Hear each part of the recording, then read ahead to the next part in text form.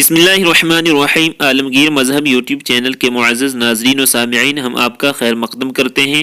آج کی اس ویڈیو کے اندر آپ حدیث سنیں گے جس کا مضمون ہے گمراہی سے بچیے۔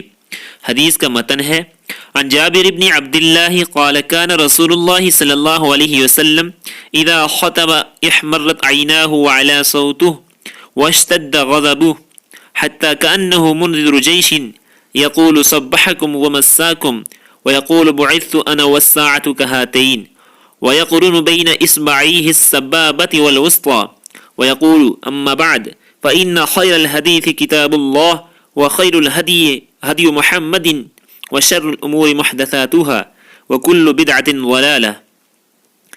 رسول اللہ صلی اللہ علیہ وسلم نے ارشاد فرمایا، حمد و صلوات کے بعد یہ بتانا ہے کہ سب سے بہترین بات اللہ تعالیٰ کی کتاب ہے، کیونکہ وہ سراسر ہدایت ہے، اور سب سے بہترین سیرت محمد صلی اللہ علیہ وسلم کی سیرت ہے، کیونکہ وہ کتاب الہی کی عملی تفسیر ہے، اور سب سے برے کام وہ ہیں جو دین میں نئے ایجاد کیے گئے ہوں، خواہ ان کا تعلق عقائد سے ہو یا اعمال سے، اور دین میں ان کے جواز کی کوئی دلیل موجود نہ ہو۔ ایسے کام دین کی اصطلاح میں بدعت کہلاتے ہیں، اور ایسی ہر بدعت گمراہی ہے کہ راہ حق سے ہٹ کر ہے۔ اللہ تعالی ہماری بدعات سے حفاظت فرمائے۔